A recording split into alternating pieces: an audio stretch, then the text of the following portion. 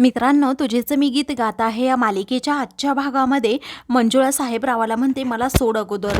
तेव्हा साहेबराव आता पुन्हा मंजुळाला फ्लर्ट करण्याचा प्रयत्न करतो. तर तू माझ्या इश्काचा परफ्यूम मारलाय का?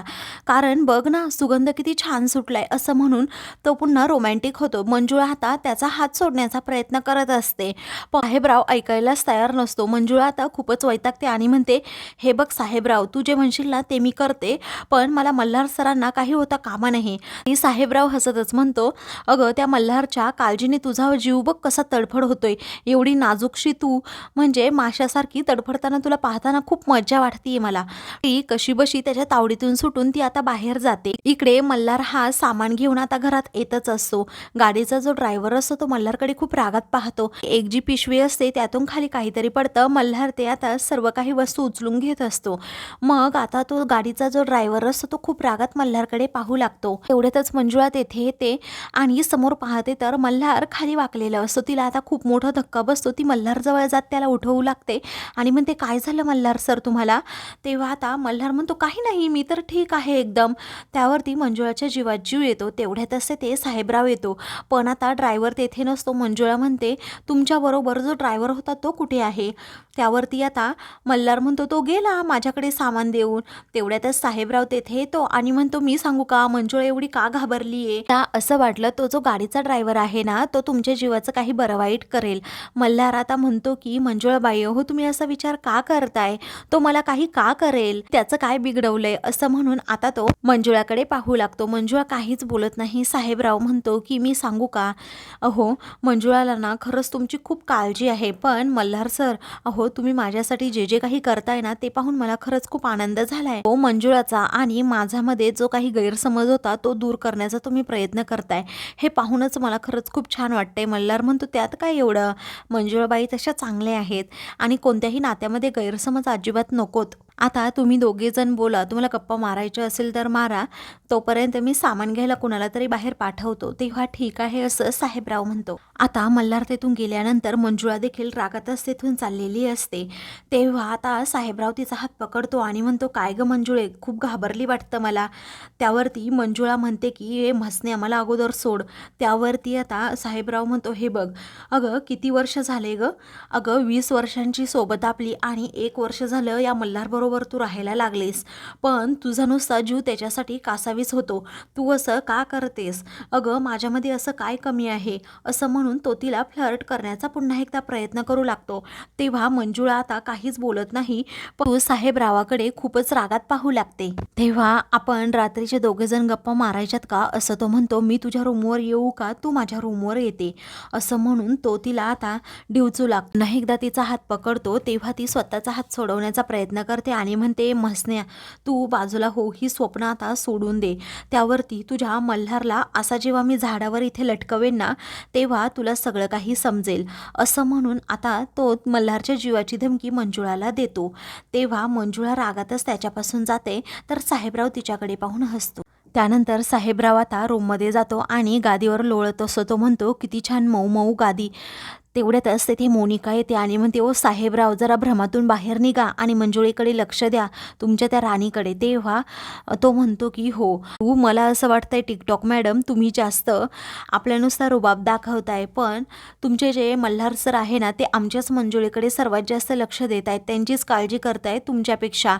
पण मला हे अजिबात आवडणार नाही, कारण साहेबरावाच्या एकदा गोत्यात आल्यानंतर त्या माणसाची सुटका नाही. ती मोनिका खूपच चिडते आणि म्हणते, तुझी ती मंजुळा आणि तू काय आहे ते बघून घे, परंतु माझ्या मल्हारला जर एक स्क्रॅच जरी पडला ना तरीही मी खपवून घेणार नाही, अशी मोनिका आता धमकीच त्याला देते.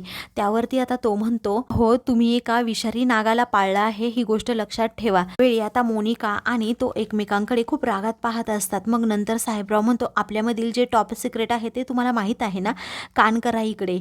अहो तुम्ही मला पाळला आहे, मी तुमच्यासाठी काम करणार आहे, ते फक्त मंजुळीसाठी, आणि तुमच्या मल्हारला काही होणार नाही, काळजी करू नका, फक्त त्याने मंजुळीजवळ जायचं नाही. तेव्हा मोनिका अजूनच रागात त्याच्याकडे पाहू लागते. साहेबराव पटकन आता बाजूला होतो. तेवढ्यातच तेथे स्वरा येते आणि साहेबराव मामा, काय चाललंय तुमचं, असं विचारते. साहेबराव म्हणतो, मी तुला किती वेळा सांगितलंय मला मामा म्हणू नकोस. त्यावेळी ती म्हणते की, सॉरी, मी तुम्हाला काय म्हणू मग? तेव्हा तू मंजुळा आईला आई म्हणतेस ना, मग मला काका तरी म्हण की. असं आता साहेबराव म्हणतो. ती म्हणते की सॉरी, मला माफ करा. बरं तुझं काय काम होतं? असं आता साहेबराव विचारू लागतो. वेळी स्वरा म्हणते की मल्हार गुरुजींनी तुम्हाला जेवायला बोलवलंय. तर साहेबराव म्हणतो मला जेवायचंच नाही आज. तुझी मंजुळा आई जेवली का? तेव्हा मंजुळा आई जेवली नाही आणि ती रुसून बसली आहे माझ्यावर, कारण ती माझ्यावर खूप चिडली आहे तुमच्याबद्दल आणि तिच्याबद्दल सांगितलं ना तेव्हा. मग साहेबराव म्हणतो तू काळजी करू नको. मल्हार गुरुजीने एकदा लाडाने आणि प्रेमाने जर मंजुळाला हाक मारली ना जेवायला ये म्हणून, तर ती सगळं काही विसरून अगोदर जेवायला येईल. तेव्हा मोनिका आता खूपच रागात साहेबरावाकडे पाहू लागते. साहेबराव मात्र गालातल्या गालात तिच्याकडे पाहून हसत असतो. स्वरा म्हणते मग तुम्ही नाही येत का जेवायला? साहेबराव म्हणतो नाही, मला नाही जेवायचं. आईचा तू रुसवा काढू शकतेस असं म्हणून आता तो मोनिका आणि स्वराला तिकडे पाठवून देतो आणि स्वतः उडी मारून बेडवर पडतो आणि खिदी खिदी हसत असतो. त्यानंतर इकडे स्वरा ही मंजुळाच्या रूममध्ये येते आणि म्हणते आई प्लीज तू बोल ना माझ्याबरोबर, माझ्यावर चिडू नकोस ना, असं म्हणून आता ती सारखी माफी मागत असते. त्यावेळी मंजुळा लगेच स्वराला जवळ घेते. मनातल्या मनात विचार करते अगं स्वरा, मला तुझ्यावर चिडायचंच नव्हतं, मी का राग धरू तुझ्यावर, पण तो साहेबराव आहे ना, तो खूप खोटारडा माणूस आहे. म्हणजे ते बेनस सगळं काही खोटं बोलतंय. साखरपुड्यामागे सुद्धा एक खूप मोठं रहस्य आहे, ते तुला नाही सांगू शकत. असं म्हणून आता ती स्वराला जवळ घेते. तिच्याच डोळ्यात आता स्वराच्या काळजीने पाणी येतं. मग ती म्हणते की काहीही झालं तरी साहेबरावाला या घरातून मला बाहेर काढायचं आहेच. त्यावेळी स्वरा म्हणते आई मी तुला घास भरवते, तुला आवडेल ना? त्यावेळी मंजुळा हो म्हणते. तेव्हा स्वरा म्हणते आई आता मग आपली बट्टी ना? हे मंजुळा म्हणते अगं बट्टी घ्यायला मी तुझ्याबरोबर कट्टीच धरली नव्हती, त्यामुळे तू बट्टी काय घेतेस? आणि आई व लेकीमध्ये कुठे कट्टी बट्टी असतं का? त्या दोघीही आता खूपच खुश होतात. मग नंतर आता स्वरा मंजुळाला घास भरवू लागते, तर मंजुळा स्वराला घास भरवते. आता हे सगळं काही कौतुकाने मल्हार पाहत असतो. त्यांच्याकडे पाहून गालातल्या गालात हसतो, कारण आता या दोघींमधील स्वा आता मिटलेला असतो. तर आता मल्हारला त्याचं खूप कौतुक वाटतं. तर मंजुळा आता मनातल्या मनात विचार करते स्वरा मी तुला शब्द देते, या साहेबरावाला मी घराबाहेर काढणारच. मग आता स्वरा विचारते आई साहेबराव काकांबरोबर तू जाणार का गं तुमच्या गावी? तेव्हा मी तुला सोडून कुठेही जाणार नाही, मी इथेच थांबणार आहे, असं आता स्वराला मंजुळा शब्द देते. तेव्हा स्वरा खुश होत मंजुळाला मिठी मारते. तर मल्हारला देखील आता मंजुळा इथे राहणार म्हटल्यावर आनंद होतोच. तर मंजुळा किचनमध्ये जाते. तिने दूध तापवत ठेवलेलं असतं. तेव्हा आता गॅस खूप मोठा असल्यामुळे ते दूध जातं, तरीही मंजुळाचं त्याकडे लक्ष नसतं, कारण तिला आता त्या घाणेरड्या साहेबरावाचं बोलणं आठवत असतं की तरी तू माझ्या रूममध्ये ये, मग आपण दोघेही गप्पा मारूयात. तेव्हा मंजुळा आता प्रचंड चिडलेली असते. तेवढ्यातच तिथे आता क्षमा येते आणि म्हणते अगं मंजुळा गेलं दूध, तू कुठे लक्ष आहे अगं तुझं? तेव्हा मंजुळा म्हणते सॉरी हा वहिनी, मला माहीतच नव्हतं हो. ह्या डोक्यात जरा वेगळाच विचार सुरू होता. त्यावरती आता मंजुळा म्हणते की मी साफ करते. क्षमा म्हणते हो आजकाल तुझ्या डोक्यात जरा वेगळेच विचार सुरू असतील, असं म्हणून ती हसते. त्यावरती मंजुळा म्हणते तसं काही नाही आहे. तर आता क्षमा म्हणते राहू देत, मी श्वेताला सांगते हे सगळं काही साफ करायला. तेव्हा ठीक आहे असं आता मंजुळा म्हणते आणि त्याकडे पाहतच राहते. क्षमा आता तेथून गेल्यानंतर तेथे जी सूर्य असते त्या सूर्यकडे पाहत मंजुळा म्हणते हा निर्णय आता घ्यायलाच हवा.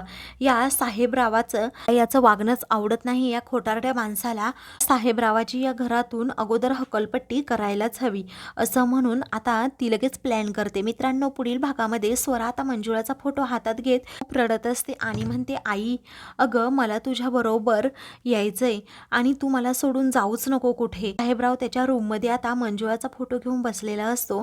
तेवढ्यातच तेथे मंजुळा येते आणि त्याला सूर्याने भोगसून टाकते. अशाच मालिकेंचे पुढील भाग पाहण्यासाठी चॅनलला सबस्क्राईब